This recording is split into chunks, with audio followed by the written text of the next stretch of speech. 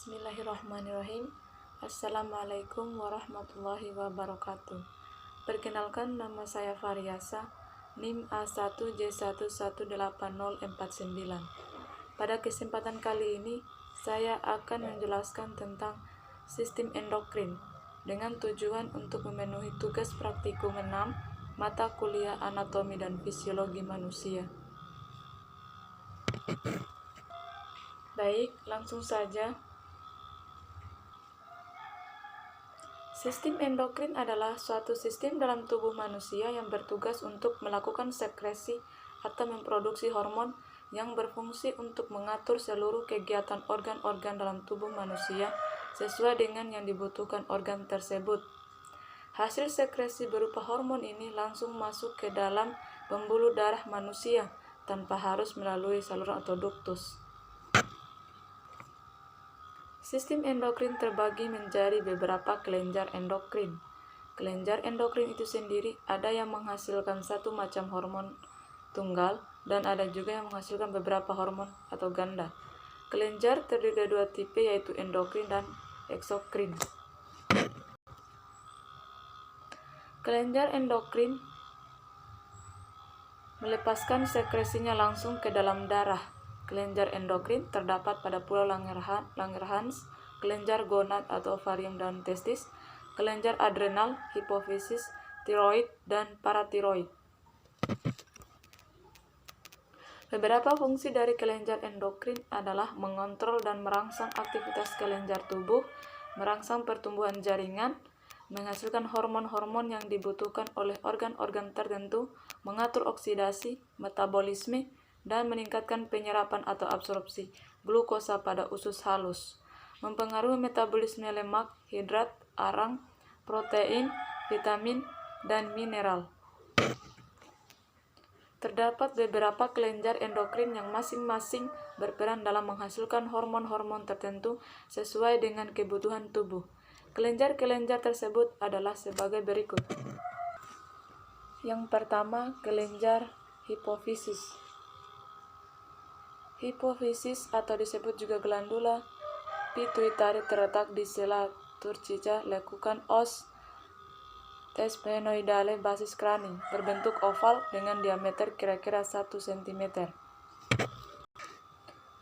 Kelenjar ini terbagi menjadi lobus anterior dan posterior, serta terdiri dari adenofisis yang berasal dari orofaring dan neurohipofisis yang berasal dari sistem kantong Rathke. Yang kedua, kelenjar tiroid. Kelenjar tiroid terletak di bagian depan leher atau bagian depan kerongkongan tepat di bawah kartilago krikoid antara fascia colimedia dan fascia pervertebralis. Dalam ruang yang sama juga terletak trakea, esofagus, pembuluh darah besar, dan saraf. Yang ketiga, kelenjar paratiroid. Kelenjar ini terletak di setiap sisi dari kelenjar tiroid dan berjumlah 4 buah yang tersusun secara berpasangan. Kelenjar paratiroid menghasilkan hormon yang berfungsi untuk menjaga keseimbangan kalsium dalam darah dan juga mengatur metabolisme fosfor. Yang keempat, kelenjar adrenal atau suprarenal. Kelenjar adrenal terletak di kutub atas kedua ginjal. Kelenjar suprarenal atau kelenjar anak ginjal menempel pada ginjal. Terdiri dari 2 lapis, yaitu bagian korteks dan medula. Yang kelima, kelenjar pankreas. Kelenjar pankreas terletak di retroperitoneal rongga abdomen atas dan terbentang horizontal dari cincin duodenal ke lien. Panjangnya sekitar 10-20 cm dan lebar 2,5-5 cm. Yang keenam, kelenjar gonad atau kelenjar reproduksi. Kelenjar gonad terbentuk pada minggu-minggu pertama gestasi dan tampak jelas pada minggu pertama. Kelenjar ini terletak di bagian alat reproduksi pria dan wanita. Jika pada pria terdapat di testis dan wanita terdapat di ovarium. Testis terdiri dari 2 buah dalam skrotum. Testis mempunyai 2 fungsi, yaitu sebagai organ endokrin dan reproduksi. sebagai organ endokrin. Testis menghasilkan hormon testosteron dan estradiol di bawah pengaruh LH. Ovarium berfungsi sebagai organ endokrin dan reproduksi. Sebagai organ endokrin, ovarium menghasilkan sel telur atau ovum yang setiap bulannya pada masa ovulasi siap dibuahi sperma. Yang ketujuh, kelenjar pineal. Kelenjar pineal adalah kelenjar di dalam otak yang berfungsi menghasilkan hormon melatonin dan hormon vasopressin.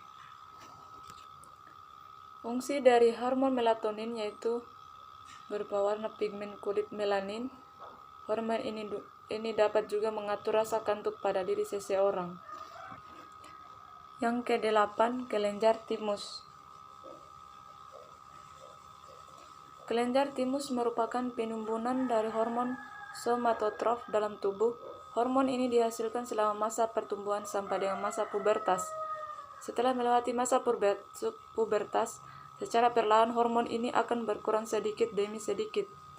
Hormon ini berfungsi mengatur proses pertumbuhan kekebalan tubuh atau imunitas setelah kelahiran, memacu pertumbuhan dan pematangan sel limfosit yang menghasilkan limfosit sel. Itulah materi penjelasan saya tentang sistem endokrin. Kurang dan lebihnya mohon dimaafkan. Wassalamualaikum warahmatullahi wabarakatuh.